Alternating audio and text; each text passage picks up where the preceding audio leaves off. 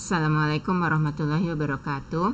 Hari ini kita membahas latihan soal massa jenis yang saya berikan waktu hari Kamis lalu. Nama tinggal diisi nama kalian. Kemudian nomor pertama, soal pertama, satuan massa jenis. Nah, kita lihat kembali ke teorinya. Ini massa jenis ya. Massa jenis itu yang ditandai dengan huruf kayak P gini. Ini dibacanya rho ya. Rho sama dengan massa per volume. Massa per volume berarti kalau massanya kilogram maka volumenya meter kubik. Kalau massanya gram jadi volumenya sentimeter kubik. Jadi ini yang benar karena kilogram semua, kilogram per meter kubik. Ya, ini pangkat ya, M pangkat 3. Karena di sini saya nggak bisa bikin pangkat, jadi tanda ini nih artinya pangkat. Oke, ini yang betul. Kilogram per meter kubik. Zat-zat yang sejenis memiliki massa jenis yang sama. Ya, jadi ingat bahwa setiap jenis zat itu punya nilai massa jenis yang beda dengan zat yang lain. Misalnya ini hidrogen 0,09, minyak tanah 800, ya beda. Kemudian yang berikutnya, ketika sepotong kayu dibagi menjadi 2 bagian, maka ya kita punya kayu nih, misalnya lagi bangun rumah ada sisa kayu terus dibagi 2, digergaji jadi 2, maka massa dan massa jenisnya tetap, massanya jelas berubah ya. Kalau satu bagian misalnya 20 kg dibagi 2 ya jadi 10 kg. Oke, yang ini salah. Massa tetap tapi massa jenisnya berubah ya. Massa tetap tadi salah ya. Massa dan massa jenisnya berubah. Massanya memang berubah karena misalnya tadi satu batang itu 20 kilo dibagi 2 jadi 10 kilo. Tapi massa jenisnya tetap. Ya. Jadi yang betul itu pilihan terakhir. Massa berubah. Ya, tadi misalnya 20 kilo dibagi 2 jadi 10 kilo. Tapi massa jenisnya tetap. Coba ada nggak kayu di sini ya? Kayu nggak ada ya, nggak masalah. Yang penting bahannya apapun, mau kayu kayak mau besi kayak apa segala, dibagi menjadi 2, menjadi 3, menjadi berapapun, massanya aja yang berubah ya, tapi massa jenisnya tetap. Massa jenis suatu benda dapat dicari dengan cara mengukur titik-titik benda tersebut, kemudian dibandingkan. Nah kan rumusnya massa per volume. Jadi jawabannya dengan cara mengukur massa dan volume. Ya. Maksudnya apa dibandingkan? Dibagi. Ya, bagi per atau bagi itu kan sama saja dengan membandingkan yang atas dengan yang bawah. Oke. Jadi jawabannya massa dan volume. Sebuah kubus besi, kubus kotak ya, dimasukkan ke dalam wadah yang berisi raksa cair. Air raksa itu ya, itu biasanya yang dipakai untuk termometer. Jadi kalau kamu punya termometer, di dalamnya kelihatan ada cairan, itu kadang dipakai air raksa. Nah, ini ya yang diisi air raksa itu bukannya termometer tapi kotak besi. Oh, tapi dimasukkan ke dalam wadah yang berisi raksa cair. Ya, maaf, bukannya raksanya dimasukin ke kotak, tapi kotaknya dimasukin ke wadah, jadi kayak ke bak gitu ya, bak air. Tapi ini airnya bukan air biasa, tapi air raksa. Ternyata kubus besi, kotak besi itu terapung. Berarti peristiwa ini menunjukkan bahwa lihat terapung. Terapung itu ya kalau massa jenis bendanya ini lebih kecil dari massa jenis zat cairnya. Berarti jawabannya adalah massa jenis raksa. Oh, ini zat cairnya disebut duluan ya. Massa jenis raksa lebih besar dari massa jenis besi.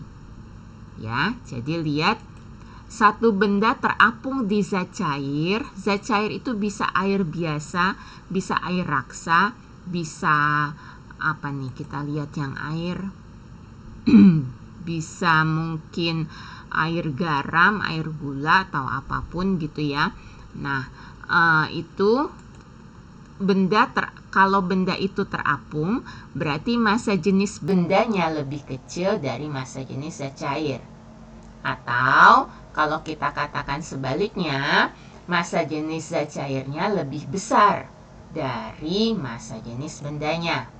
Jadi ini ya jawabannya yang terakhir, massa jenis raksa lebih besar dari massa jenis air. Lah, kok salah?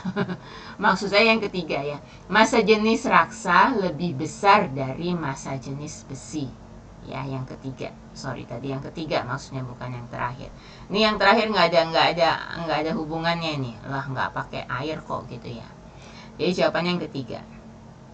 Kemudian, sebuah kubus dari logam, ya lagi-lagi kotak dari logam, mempunyai volume 125 cm kubik. Ya, ingat tadi ini pangkat, jadi cm kubik. Dan massa 375 gram. Berapakah massa jenisnya? Nah, kembali ke rumus ini. Massa jenis sama dengan massa per volume. Tadi massanya 375, volumenya 125. 375 dibagi 125 sama dengan 3 ya. 3 gram per cm kubik. Gelembung udara di dalam air selalu bergerak ke atas. Hal ini disebabkan dia bergerak ke atas, berarti dia akan ngapung ya. Jadi gelembung udara itu kayak kalau misalnya kita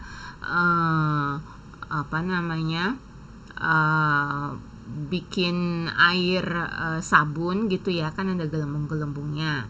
Atau bisa juga kalau misalnya air yang lebih banyak, misalnya di kolam gitu ya, terus ada orang yang niup, nyelam sebentar terus niup ke atas, itu gelembung udara muncul ke permukaan.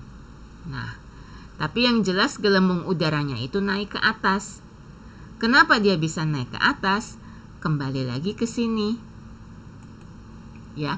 Jadi benda di sini tidak selalu berarti benda padat ya. Gelembung udara itu kan gas ya, gas, tapi dalam bentuk gelembung itu dia ke atas ya, berarti massa jenisnya lebih kecil dari massa jenis zat cair itu. Nah, kan gelembung udara. Nah ini massa jenis udara lebih kecil dari massa jenis air. Ya, gelembung udara ya isinya udara. Massa jenis udara lebih kecil dari massa jenis air. Itu sebabnya dia mengapung. Kemudian sebuah logam aluminium mempunyai massa 6 kg. Bila volume logam tersebut 0,25 meter kubik, maka massa jenisnya sebesar, ya tinggal dimasukin kembali. Sekarang 6 dibagi 0,25.